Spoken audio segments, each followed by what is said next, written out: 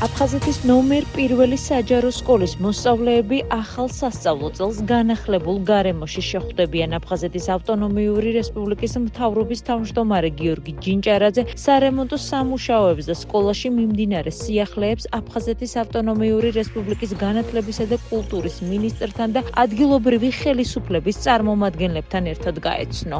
აღნიშნულ პროექტს აფხაზეთის ავტონომიური რესპუბლიკის განათლებისა და კულტურის სამინისტრო, საქართველოს განათლების მეცნიერებისა და ახალგაზრდობის სამინისტროს ხელშეწყობით ახორციელებს. აფხაზეთის მთავრობის ერთ-ერთი უმნიშვნელოვანესი პრიორიტეტია აფხაზეთის საჯარო სკოლის მოსწავლეებისთვის ღირსეული გარემოს შექმნა. ჩვენ მთელი ქვეყნის მასშტაბით ვახორციელებთ სკოლების მონიტორინგს, რათა დეტალურად შევისწავლოთ ყველა ის გამოწვევა, რის წინაშეც აფხაზეთის საჯარო სკოლები დგანან, აღნიშნა გიორგი ჯინჭარაძემ.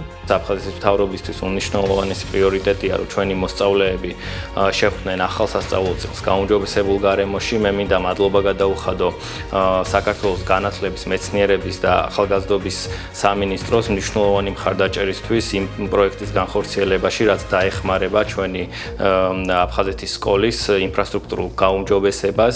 აფხაზეთის განათლებისა და კულტურის სამინისტრო მთელი საქართველოს მასშტაბით ახორციელებს აფხაზეთის საჯარო სკოლების მონიტორინგს, რათა დეტალურად შევისწავლოთ სკოლებში არსებული მდგომარეობა.